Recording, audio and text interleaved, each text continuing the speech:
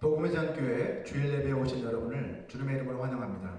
유튜브 방송을 통해서 예배에 참여하시는 분들도 축복하고 환영합니다. 우리 이 시간 다 같이 자리에서 일어서 주시기 바랍니다. 먼저 예배를 위해서 다 같이 기도 드리시겠습니다. 전능하신 아버지 하나님, 크신 능력과 표신팔로 우리를 죄악된 삶 가운데서 건져내신 주님의 은혜에 감사를 드립니다.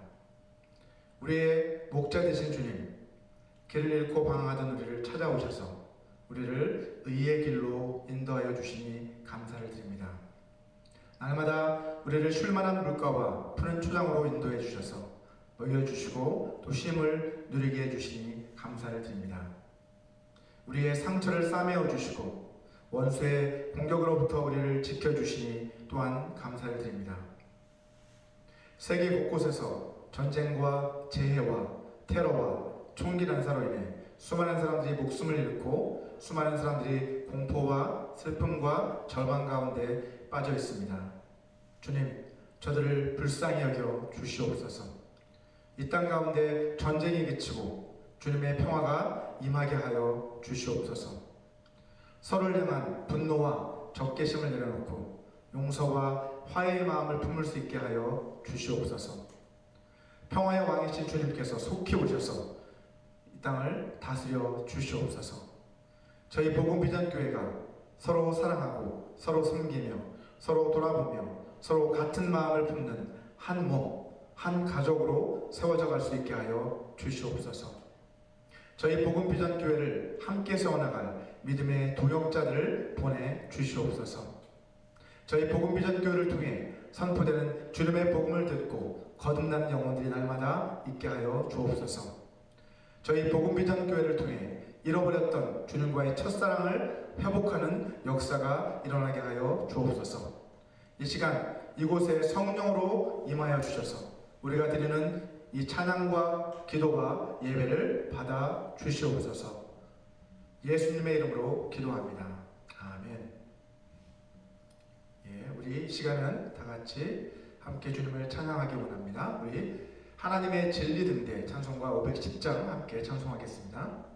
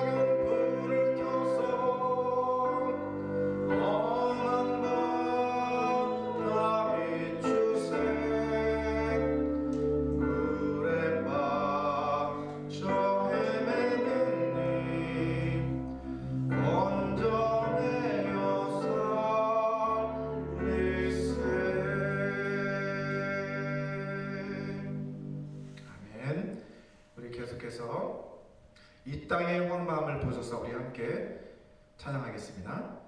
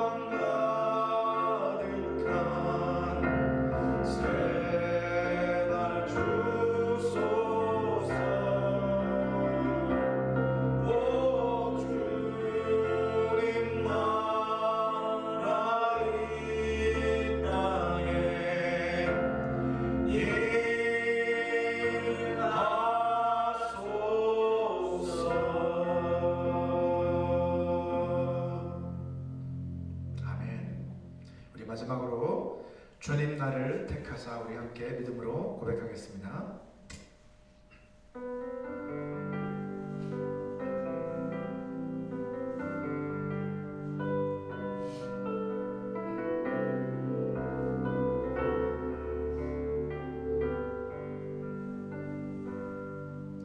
주님 나를 택하사 잃어버린 자에게 아버지의 사랑을 나누게 하시네.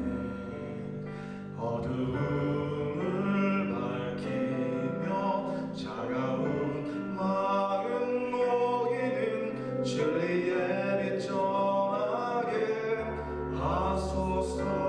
성령으로 임하사 성령으로 임하사 소망 없는 자에게 생명의 그 말씀을 전하게 하시네. 목자 없는 양같이 방황하는 저들에게 주의 사랑 전하게 하소서.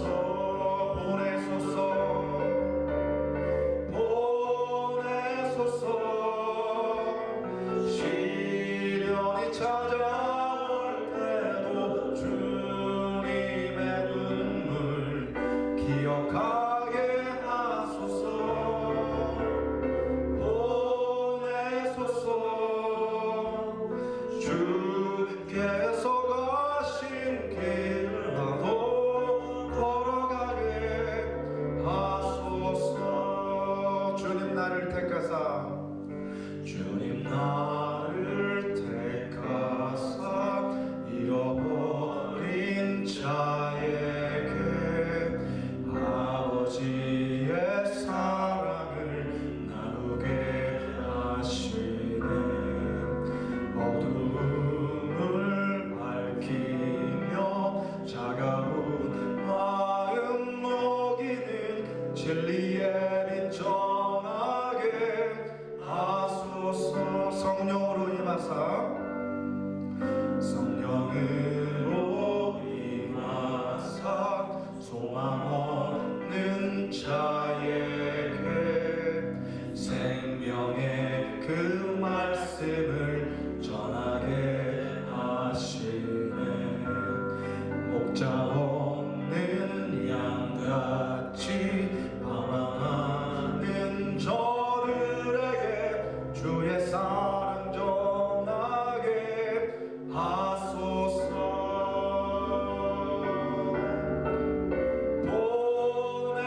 보내소서. 시련이 찾아올 때도 주님의 눈물 기억하게 하소서. 보내소서. 주께서 가신 길을 나도 걸어가게 하소서.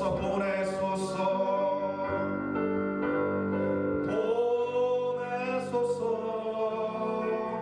시련이 찾아올 때도 주님의 눈물 기억하게 하소서. 보내소서. 주께서 가신 길을 나도 걸어가게 하소서.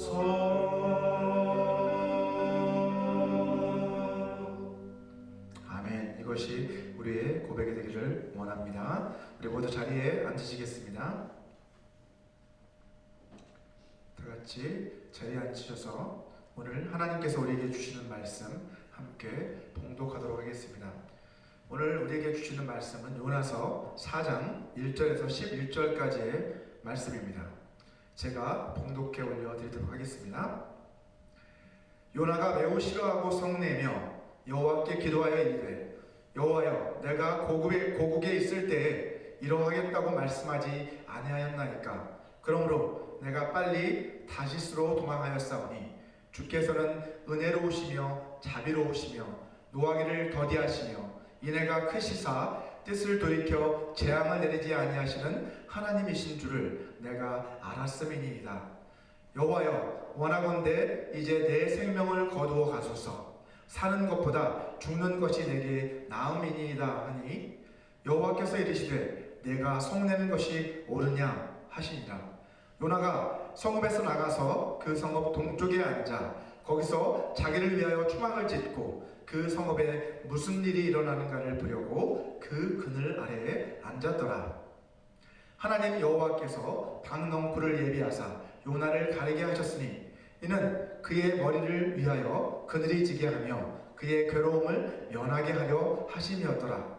요나가 박넝쿨로 말미암아 크게 기뻐하였더니 하나님이 벌레를 예비하사 이튿날 새벽에 그 박넝쿨을 갉아먹게 하심에 시드니라.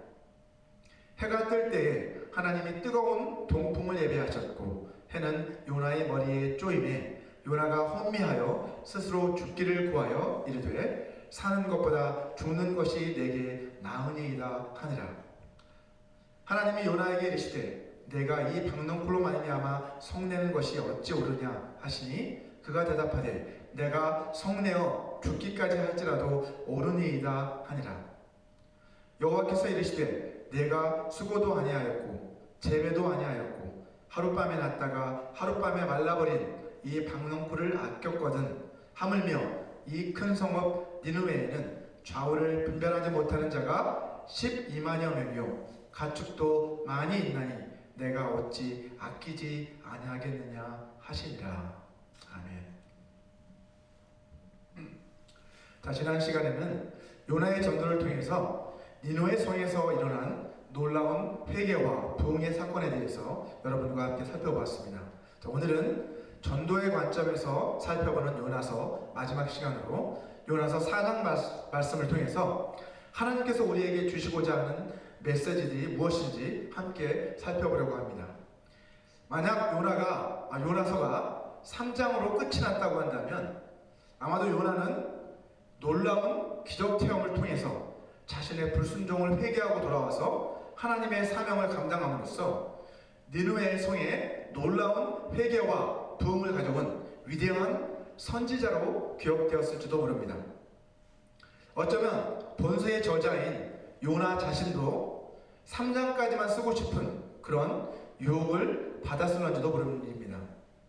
하지만 요나는 그러한 유혹을 모두 뿌리치고 자신의 부끄러운 모습이 담긴 이 4장의 말씀을 계속해서 써내려갔습니다. 요나는 선지자로서 여러 가지 면에서 우리에게 실망스러운 모습을 보여주었지만 자신의 그 잘못과 실수를 통해서 다른 사람들이 자신과 같은 그러한 잘못과 실수를 범하게 되지 않기를 바라는 마음으로 아마도 이 글을 써내려갔을 것이라고 저는 생각합니다. 오늘 본문 1절을 한번 보시면 요나가 매우 싫어하고 성을 냈다라고 그렇게 말씀하고 있습니다. 이 구절을 원문의 의미에 최대한 가깝게 번역을 해본다면 화면에서 보시는 것처럼 이 일로 요나는 기분이 언짢았고 화가 몹시 치밀어 올랐다라고 이렇게 번역해 볼 수 있습니다. 자, 도대체 요나는 무슨 일 때문에 이처럼 화가 치밀어 올랐던 것일까요? 요나는 자신이 전하는 그 메시지를 듣고 니느웨 사람들이 회개하는 그 모습을 보고 그들이 하나님의 심판을 피하게 된 것, 그것 때문에 지금 이처럼 화가 난 것입니다. 본문 2절을 보시면 요나는 기도 가운데 자신이 하나님을 피해서 다시스로 도망을 쳤던 이유가 바로 이런 일이 일어날 것을 제가 알고 있었기 때문이 아닙니까? 라며 하나님 앞에 항변하는 것을 볼 수 있습니다. 자, 본문 2절과 3절은요 요나서에 기록된 요나의 두 번째 기도입니다.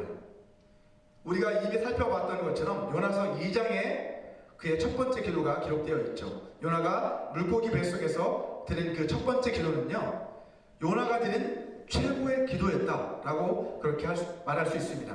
하지만 오늘 본문인 이 요나서 4장 2절과 3절에 기록된 그의 기도는 그가 드린 최악의 기도였다라고 할 수 있을 것 같습니다. 2장의 기도는 하나님이 자신을 죽음의 위기에서 구원해 주신 데 대한 감사의 고백이 담긴 그런 기도였던 반면에 이 4장의 기도는 분노심을 억누르지 못하고 자신을 죽여달라며 때를 쓰는 그러한 기도였습니다. 4장의 기도도 기도의 앞부분만을 한번 놓고 본다면 사실은 더할 나위 없이 아주 훌륭한 기도처럼 보입니다. 그는 하나님께서는 은혜로우시며 자비로우시며 노하기를 더디하시며 인애가 크시사 뜻을 돌이켜 재앙을 내리지 아니하시는 하나님이십니다 라고 그렇게 지금 고백하고 있습니다.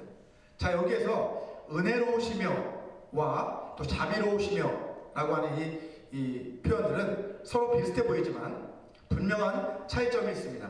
먼저 은혜로우시며 라고 번역된 이 히브리어 한운이라고 하는 이 단어는 영어로는 gracious 혹은 benevolent 라고 하는 단어로 번역할 수 있습니다. 예, 은혜롭다 혹은 자애롭다 이런 뜻을 가진다고 할 수 있는 것이죠. 자, 다음으로 자비롭다, 자비로우시며 라고 번역된 이 히브리어는 라훔이라는 단어인데 이 단어는 영어로 compassionate 이라고 번역할 수 있고요. 우리말로는 불쌍히 여긴다, 동정한다 이렇게 번역을 할 수 있습니다. 이런 차이가 있습니다. 본래 이 라훔이라는 이 단어는요, 엄마가 태중의 아이와 교감하는 그런 감정을 의미한다고 합니다. 자, 그리고 인애가 크시사라고 번역된 히브리어 라브 헤세라고 하는 이 표현은 하나님의 언약적 사랑에 기초한 자기 백성을 향한 헌신적이고 무조건적인 그러한 사랑을 말하는 것입니다. 자, 요나서 1장에서 3장까지의 내용을 통해서 우리는 이미 요나는 하나님께서는 은혜로우시고 또 자비로우시고 노하기를 더디하시고 인애가 크시며 뜻을 돌이켜 재앙을 내리지 않는 하나님이시라는 것을 요나 자신이 직접 경험했다는 것을 살펴보았습니다.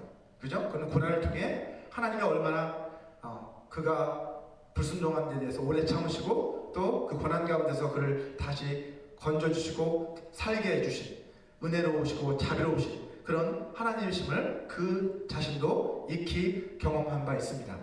자, 이처럼 하나님의 성품에 대한 그의 고백은 성경적으로 봤을 때 또 신학적으로 봤을 때도 흠잡을 데 없어 보이고 단순한 지식에서 나온 그런 고백이 아니라 자신의 경험을 통해 체득된 아주 훌륭한 신앙 고백처럼 보이지만 이어지는 3절의 기도의 내용을 보면 그가 하나님의 성품에 대해 크게 오해하고 있었다는 것을 우리는 확인할 수 있습니다. 3절을 보시면 여호와여 원하건대 이제 내 생명을 거두어 가소서 사는 것보다 죽는 것이 내게 나음이니이다. 이런 기도를 하나님 앞에 지금 드리고 있는 요나를 발견할 수 있습니다. 이처럼 훌륭한 고백으로 시작되었던 그 요나의 기도는 자신의 생명을 거두어 달라는 요구로 끝이 나고 있습니다. 요나가 지금 당장이라도 죽고 싶었던 이유는 심판을 받아 마땅했던 니느웨 사람들이 하나님의 은혜롭고 자비롭고 노하기를 더디하시며 인애가 크셔서 그 뜻을 돌이켜 재앙을 내리지 아니하시는 그 하나님의 성품으로 인해서 그들도 심판을 피할 수 있게 된 것, 그것이 견딜 수 없어서 죽고 싶었던 것이죠. 자, 그런데 엘리야 선지자도 이와 비슷한 기도를 들은 적이 있습니다. 열왕기상 19장 4절을 보시면 이렇게 말씀합니다. 자기 자신은 광야로 들어가 하룻길쯤 가서 한 로뎀나무 아래에 앉아서 자기가 죽기를 원하여 이르되 여호와여 넉넉하오니 지금 내 생명을 거두시옵소서. 나는 내 조상들보다 낫지 못하니이다 하고. 자, 이 당시 엘리야는 자신의 그런 심판에 대한 경고에도 불구하고 이스라엘 백성들이 회개하지 않고 계속해서 하나님을 떠나 악을 행하는 그런 모습을 보고 낙심이 되었습니다. 그는 크게 낙심되었어, 선지자로서. 그래서 그런 낙심으로 인해서 이제 이러한 상황까지 처하게 된 것이죠. 죽고 싶다라고 하는 그러한 마음까지 들게 된 것입니다. 자, 요나는 어떻습니까? 그런데 이런 상황이 아니라 다른 상황이 전혀 다른 상황이죠. 요나는 오히려 니느웨가 자신의 그 경고를 듣고 회개하는 것을 보고 오히려 화가 치밀어 올라서 홧김에 지금 이런 기도를 드리고 있는 것을 볼 수 있습니다. 정반대죠.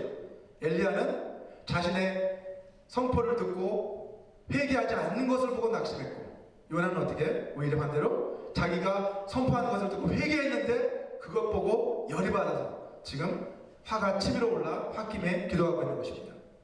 여러분, 성경은 우리에게 항상 기도하라고 말씀하시지만 이처럼 화가 날 때 홧김에 드리는 기도는 하나님께서 받지 않으십니다. 만약 요나가 물고기 속에서 살아 돌아온 그 경험을 통해서 하나님이 어떤 분이신지를 그가 올바로 이해했더라면 오늘 본문에서 요나는 이런 기도를 결코 드리지 않았을 것입니다. 오히려 자신의 전도로 수많은 사람들이 하루아침에 회개하고 하나님께 돌아오는 것을 보고 그는 기뻐하고 감사하는 기도를 하나님 앞에 드렸을 것입니다. 그러나 요나는 감사의 기도 대신 오히려 하나님을 협박하는 그러한 기도를 하고 있습니다. 마치 성숙하지 못한 자녀가 부모한테 내 요구를 안 들어주면 나 죽어버릴 거야 라고 협박하듯이 지금 그렇게 기도하고 있는 거예요. 우리가 일제의 만행이나 독일 나치의 만행 혹은 테러범들의 그 만행을 보고 분노가 일어났잖아요. 이처럼 요나도 니느웨의 만행을 보고 경험했기 때문에, 그리고 그에 대해서 너무나 잘 알고 있었기 때문에 그는 분노하고 있는 거예요. 그의 입장에서는 어떻게 보면 당연하다고 할 수도 있습니다. 사실 이런 면에서 보면 이 요나의 분노는 우리도 충분히 이해가 가는 면이 있어요. 그죠? 자, 더구나 이 니느웨라고 하는 그 성이 멸망하지 않는다면 이제 앞으로도 계속해서 자기의 고국인 이스라엘에게 심각한 위협이 될 수 있다는 것을 너무나도 요나는 잘 알고 있었기 때문에 그는 분노하지 않을 수 없었던 거예요.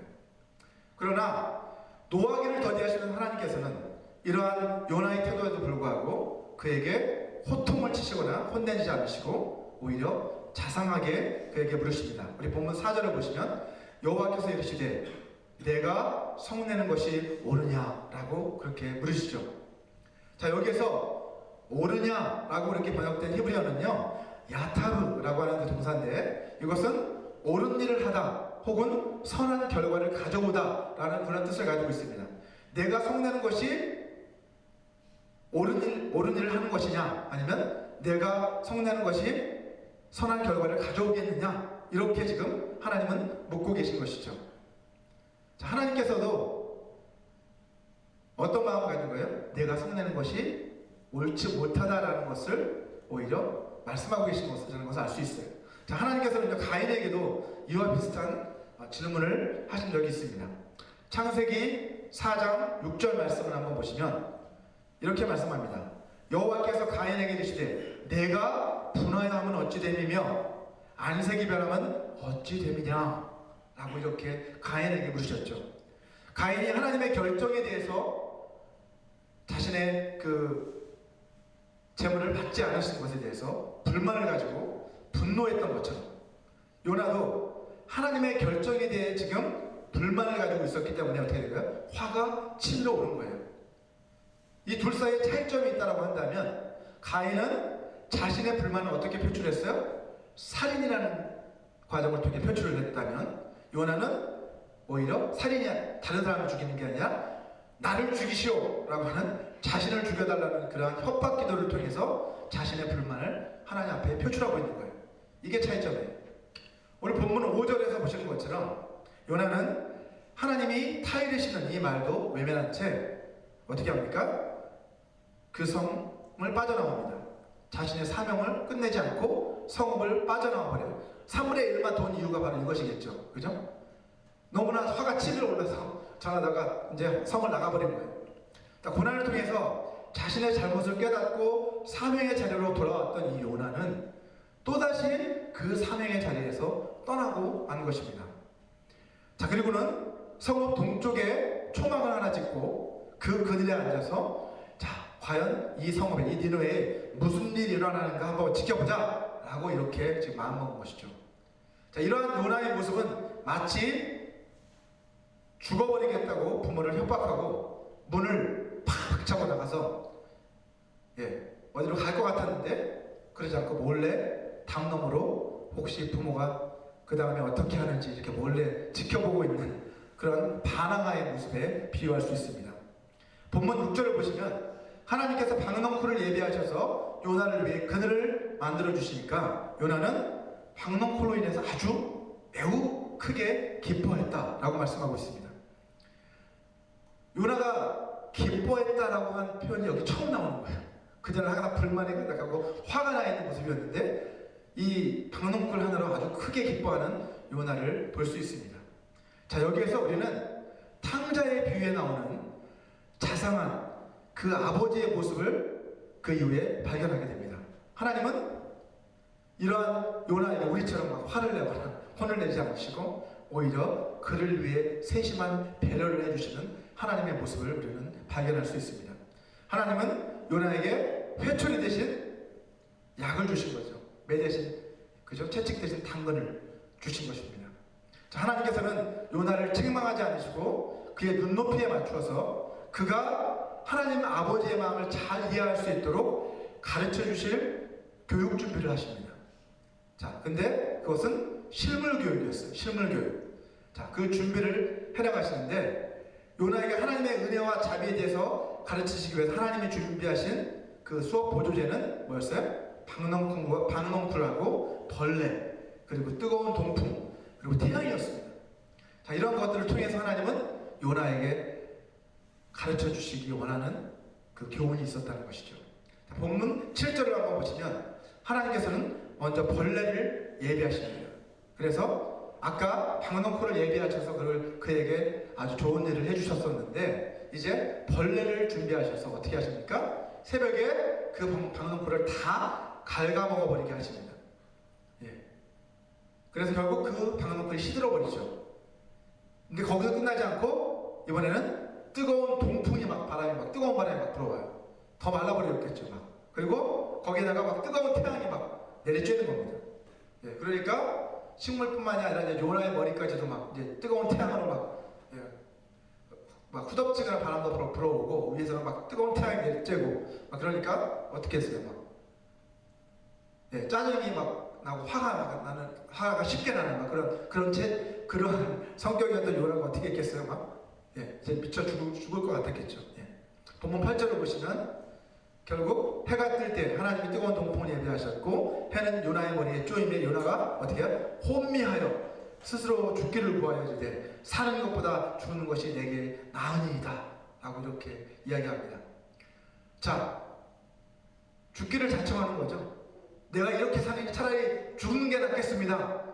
그 뜨거운 태양에서 자기가 좀 그늘로 피하면 될 것을 지금 당장에 그 뜨거운 태양이 내리쬐고 막 더워 죽겠으니까 막 이 짜증을 내면서 차라리 죽어버리겠다. 또다시 투정을 부리는 요나를 볼 수 있습니다. 본문 9절을 보시면 이 모습을 보시고 하나님께서는 어떻게 하십니까? 또다시 요나에게 물으십니다. 하나님이 요나에게 이르시되 내가 이 박넝쿨로 말미암아 성내는 것이 어찌 옳으냐? 다시 한번 보시는 거죠. 그가 대답하되 내가 성내어 죽기까지 할지라도 옳으니이다. 그렇게 대답을 합니다.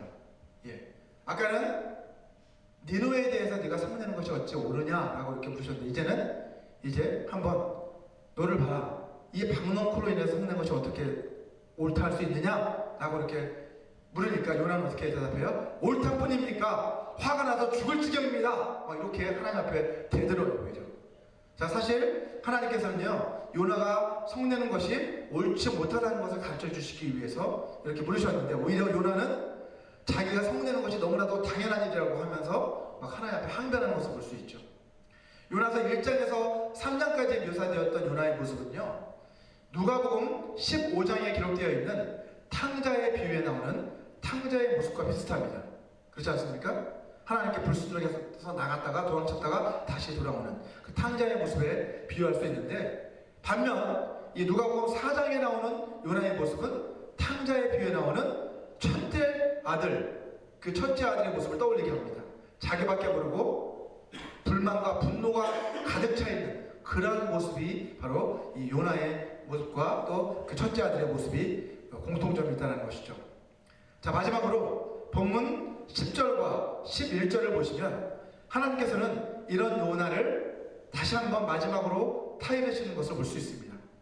여호와께서 이르시되 내가 수고도 아니하였고 재배도 아니하였고 하룻밤에 났다가 하룻밤에 말라버린 이 박농쿨을 아꼈거든 하물며 이 큰 성읍 니느웨에는 좌우를 분별하지 못하는 자가 12만여 명이요 가축도 많이 있나니 내가 어찌 아끼지 아니하겠느냐 라고 그렇게 말씀하십니다. 다시 한번 10절을 보시면 뒤로 넘겨주세요. 하나님이 말씀하고 계시는 것처럼 사실 요나는 박농쿨에 대해서 화를 낼 수 있는 그런 자격이 없는 사람이었어요. 그렇지 않습니까? 왜냐하면 박농쿨을 위해서 요나가 한 일이 아무것도 없어요. 요나는 그냥 그 박농쿨을 위해 수고한 것도 없고 재배도 하지 않았어요. 자, 그런데도 요나는 그 박농쿨이 없어진 것을 분내며 그것을 아꼈다라고 주님은 그렇게 말씀하십니다. 오늘 본문 마지막 절, 그 다음 절 11절을 한번 다시 한번 보여주시면 하나님께서는 요나에게 하물며 이 큰 성읍 니느웨에는 좌우를 분별하지 못하는 자가 12만여 명이고 가축도 많이 있는데 어찌 내가 동정하지 않을 수 있겠느냐 라고 그렇게 요나에게 물으시는 것을 볼 수 있습니다. 자, 여기에서 좌우를 분별하지 못하는 자, 이 사람들은 누구를 말하는 걸까요? 좌우를 분별하지 못하는 자. 어떤 분들은 이것은 옳고 그름을 분별하지 못하는 사람들을 의미한다라고 그렇게 보기도 합니다. 즉 영적으로 무지해서 하나님을 알지 못하는 사람들이라고 보는 분들도 계시지만 저는 좀 생각이 다릅니다. 저는 문자 그대로 이것은 어린 아이들이라고 보는 것이 보다 성경적인 해석이라고 저는 생각합니다. 신명기 1장 39절 말씀도 이것을 뒷받침해주고 있습니다.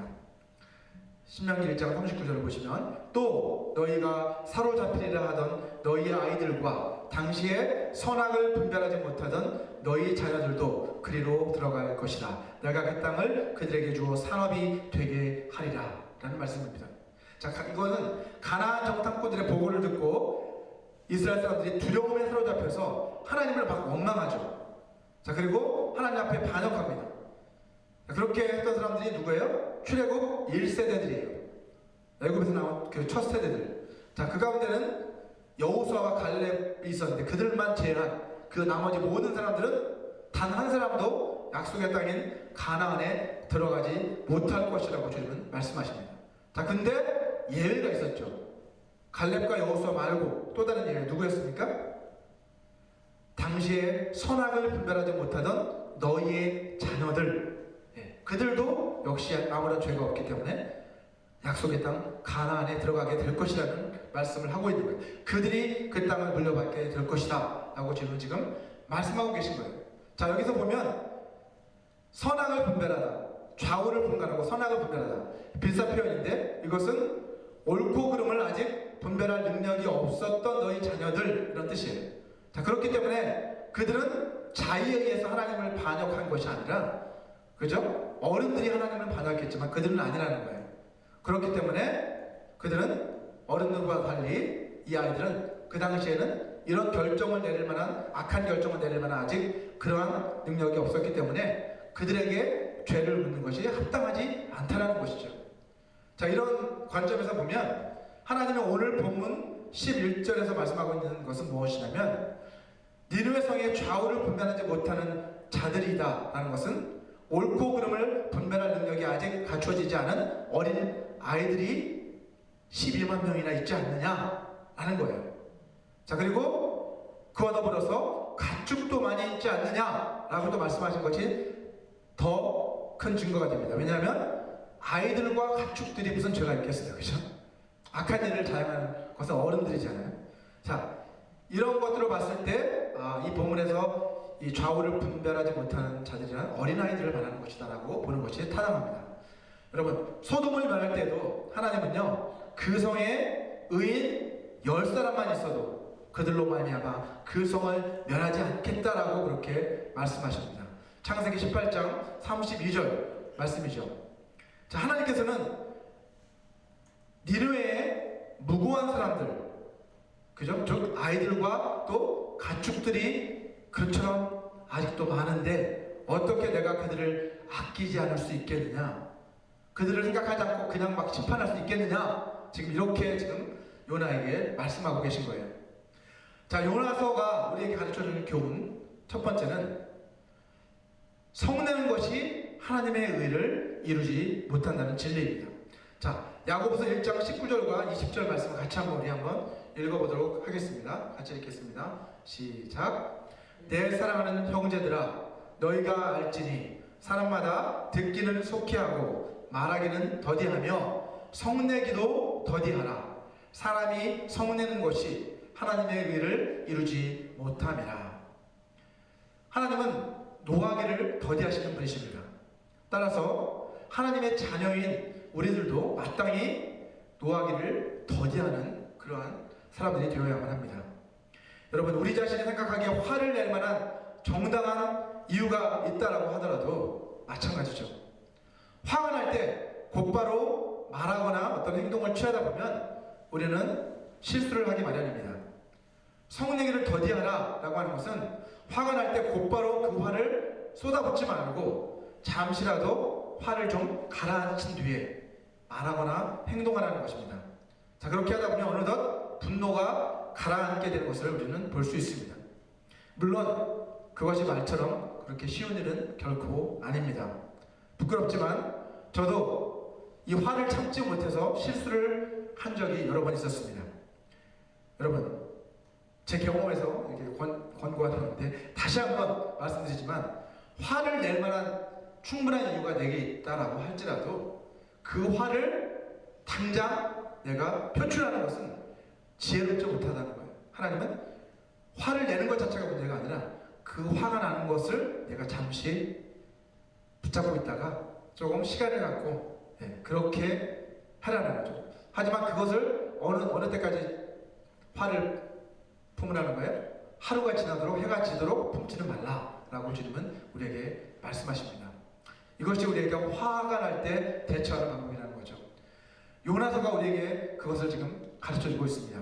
또 요나서가 우리에게 가르쳐준 또 다른 교훈은 하나님은 모든 사람에게 동일하게 은혜와 자비를 베푸시는 분이시라는 진리입니다. 오늘 본문 마지막 절은 내가 어찌 아끼지 아니하겠느냐 라고 하는 그 하나님의 질문으로 끝이 나고 있습니다. 자, 이 질문에 대해 요나가 어떤 대답을 했는지는 성경에 기록되어 있지 않습니다. 이 질문은 하나님께서 요나에게만 하신 것이 아니라 우리 모두를 향해서 던지시는 질문이라고 할 수 있습니다. 자, 영어로는 이러한 질문을 뭐라고 그래요? Open question 이라고 하는데 이 누구한테나 열려있는 질문이라는 뜻입니다. 자, 하나님이 우리에게 기대하시는 답, 이러한 오픈 퀘스천을 통해서 우리에게 기대하시는 답은 자명한 것입니다. 그것은 뭐예요? 주님, 그렇습니다. 주님께서 그렇게 아끼시는 것이 당연한 것입니다 라는 것을 주님은 기대하고 계신 것이죠. 하나님께서는요, 우리 모두가 하나님의 그 마음을 이해하고 그 마음을 품기를 원하셔서 이런 질문을 우리에게 던지고 계신 거예요. 그래서 이 질문을 통해서 우리가 하나님의 그 은혜와 자비의 마음을 품고 온 세상을 향해 나아가서 복음을 선포하는 그러한 사명의 자리로 나오기를 하나님께서는 바라고 계신 것입니다. 여러분, 주님께서는 마태복음 5장 44절과 45절 말씀을 통해서 하나님은 그 해를 악인과 선인에게 비추시며 비를 의로운 자와 불의한 자에게 내려주시는 분이시다 라고 말씀하고 계십니다. 44절을 한번 보시면 나는 너에게 이르노니 너희 원수를 사랑하며 너희를 박해하는 자를 위하여 기도하라. 다음 절, 이같이 한즉 하늘에 계신 너희 아버지의 아들이 되리니 이는 하나님이 그 해를 악인과 선인에게 비추시며 비를 의로운 자와 불의한 자에게 내려주심이라 라고 말씀하시는 것이죠. 자, 이 말씀을 보시면 하나님께서 악인과 선인을 구별하지 않고 차별하지 않고 그들에게 똑같은 은혜를 베풀어 주시는 것처럼 너희가 하늘에 계신 그 아버지의 아들이라면 어떻게 하라는 거예요? 너희 원수를 사랑하라는 거예요. 그죠? 그들을 미워하고 증오하지 말고 오히려 사랑하라 라고 그렇게 말씀하고 계신 것입니다. 요나서가 우리에게 이것을 가르쳐주고 계신 것이죠. 우리의 힘으로는 할 수 없습니다. 우리가 하나님의 그 은혜와 우리를 향하신 하나님의 은혜와 자비가 얼마나 큰 것인지를 깊이 경험한 사람만이 그렇게 할 수 있다는 것이죠. 여러분, 요나서가 우리에게 가르쳐주는 또 다른 교훈은요, 옳고 그름 그리고 선과 악을 온전히 판단하실 수 있는 분, 그리고 심판하실 수 있는 분은 오직 하나님 한 분뿐이시다라고 하는 가르침입니다. 자, 우리도 요나처럼 편견에 사로잡혀서 다른 사람들을 판단하는 그러한 실수를 할 때가 많습니다. 우리 교회 안에서도 자기 자신이 세워놓은 어떤 기준을 가지고 다른 사람들을 함부로 판단하고 정죄하는 사람들이 참 많습니다. 옳고 그름을 분별하는 것과 다른 사람들을 판단하고 정죄하는 것은 전혀 다른 것입니다. 우리는 말씀을 통해서 그리고 성령의 감동을 통해서 어떤 것이 옳은 것인지 아니면 그른 것인지를 분별할 수 있는 능력이 있어야만 합니다. 하지만 우리는 섣불리 다른 사람을 판단하고 정죄하는 그런 우를 범해서는 안 됩니다. 우리 스스로 구원과 심판의 판단자가 되려고 해서는 안 됩니다. 우리의 공로나 죄의 정도에 상관없이 회개하는 모든 영혼들에게 하나님은 구원의 은혜를 베풀어 주십니다. 그것이 하나님의 뜻이다라는 것을 우리는 깨달아야 합니다. 여러분도 혹시 저 사람은 천국에 갈 자격이 없어, 저런 흉악한 사람은 마땅히 심판받아야 돼, 저주받아야 돼 라고 그렇게 혹시 판단하신 적이 있으신가요? 그렇다면 지금 당장 하나님 앞에 회개하시기 바랍니다. 누가 구원을 받았고 또 누가 받지 못했는지, 누가 천국에 들어갈 만하고 누가 지옥에 떨어질 만한지 그것을 판단하고 결정하실 수 있는 분은 오직 하나님 한 분뿐이시라는 것을 우리는 기억해야 합니다. 우리가 감당해야 될 사명은요, 모든 사람이 구원에 이르기를 원하시는 그 하나님 아버지의 마음을 우리가 알고 깨닫고 품고 그분의 명령에 순종해서 복음을 전하는 것, 그것이 우리가 해야 할 일입니다. 여러분 가운데 혹시 저 사람은 내가 죽어도 용서 못해 라고 아예 마음을 닫아버리고 용서하지 못하는 그런 대상이 혹시 있으신가요? 그렇다면 오늘이라도 그 사람을 용서하고 그 사람과 화해하기를 힘쓰시기 바랍니다. 우리 가운데 하나님 앞에 용서받을 자격이 있는 사람은 사실은 아무도 없습니다. 우리 자신도 사실은 하나님 앞에 용서받을 자격이 없는 자들이었지만 하나님의 크신 은혜로 말미암아 우리가 용서받게 되었음을 우리는 잊지 말아야 합니다. 그렇다면 우리는 마땅히 다른 사람을 용서하는 것이 마땅한 것이 아니겠습니까? 자, 여러분 모두가 우리에게 베풀어 주신 그 하나님의 그 크신 은혜를 깨닫고 기꺼이 다른 사람들을 용서하고 사랑하고 또 섬기는 삶을 살아가게 되시기를 주님의 이름으로 축원합니다. 이 시간 오늘 주신 메시지를 생각하시면서 잠시 눈을 감고 다 같이 눈을 감고 기도하는 시간을 좀 갖기 원합니다. 우리가 다 같이 기도하실 때 내가 가운데 분노가 막 일어날 때 그 분노를 잘 다스릴 수 있는 힘과 지혜를 달라고 우리 같이 기도했으면 좋겠습니다. 그리고 다른 사람을 함부로 판단하고 정죄하는 그런 죄를 짓지 않게 해달라고 기도했으면 좋겠습니다. 마지막으로 하나님 아버지의 그 큰 은혜와 사랑을 깊이 깨달아서 우리가 자격 없음을 깨달아서 다른 사람을 함부로 정죄하거나 판단하지 않고 그들을 용서하고 사랑하고 섬기는 삶을 살아갈 수 있게 도와달라고 다 같이 한번 기도했으면 좋겠습니다. 기도하겠습니다. 사랑하는 아버지 하나님, 아버지 하나님, 오늘 요나서의 말씀을 통해 요나가 바로 우리 자신의 모습임을 다시금 고백하게 됩니다. 하나님, 아버지 앞에 참으로 아버지 하나님, 하나님의 그 마음을 온전히 깨닫지 못하고 아버지 하나님 앞에서조차 우리가 분노하고 하나님 아버지 하나님의 뜻에 순종하지 못할 때가 너무나 많은 것을 회개합니다. 하나님 아버지, 우리 가운데 분노가 일어날 때 그것이 정당한 것일지라도 아버지 지혜롭게 그것을 아버지 다스리며 아버지 정말 하나님 앞에 기도할 수 있는 자들이 될 수 있도록 도와주시옵소서. 또한 아버지 하나님, 우리가 다른 사람들을 함부로 판단하고 정죄하는 어리석은 자들이 되지 않게 도와주시고 우리도 자격 없는 자들임을 깨달아서 하나님 앞에 겸손히 엎드리게 도와주시고 아버지 그들을 위해 중보하며 또 그들을 축복하며 그들을 사랑할 수 있는 자들 될 수 있도록 아버지 도와주시옵소서. 우리 가운데 이런 화해의 역사가 우리 삶 가운데 일어날 수 있도록 주님 도와주시옵소서. 아버지 하나님, 요나처럼 여전히 다른 사람들을 판단하고 다른 사람들을 용서하지 못하는 저희들을 불쌍히 여겨 주시옵소서. 모든 사람들을 아끼시고 모든 사람들에게 동일한 은혜를 베풀어 주시는 하나님, 우리가 아버지의 그 크신 은혜와 사랑을 깊이 깨달아서 서로 용서하고 서로 사랑하며 서로 섬기는 삶을 살아갈 수 있게 하여 주시옵소서. 지난 한 주간도 우리를 지켜주시고 우리 삶의 모든 필요를 공급해 주신 주님의 그 크신 은혜에 감사해서 이 시간 이 물질을 주님 앞에 드립니다. 기뻐 받아 주시옵소서. 주님 나라 영광을 위해 사용하여 주시옵소서. 예수님의 이름으로 기도합니다. 아멘. 예, 시간 다 같이 자리에서 일어나셔서 마지막 결단의 찬양 다시 복음으로 함께 부르신 뒤에 축도로서 예배를 마치도록 하겠습니다.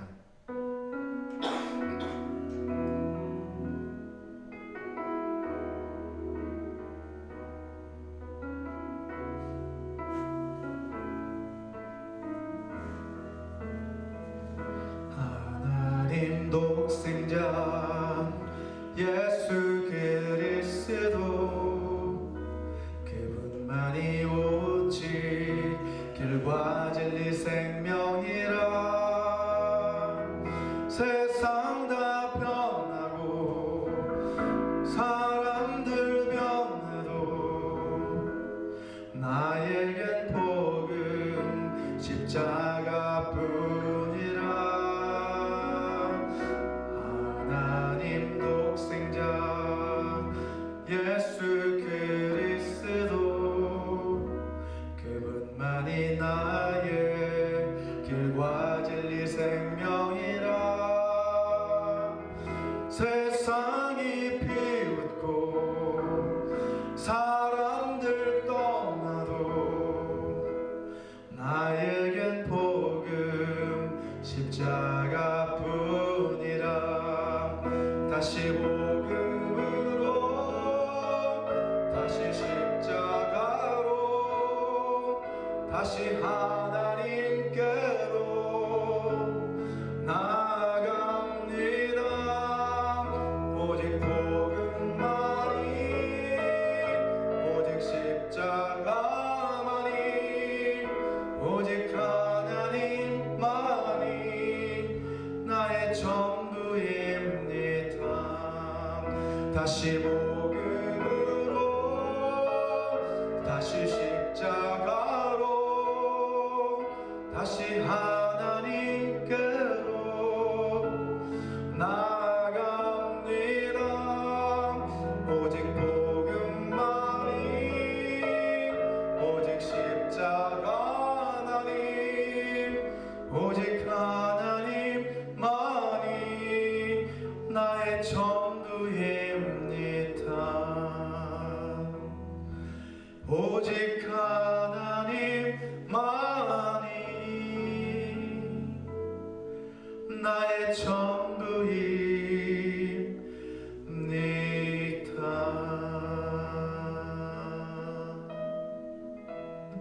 아멘.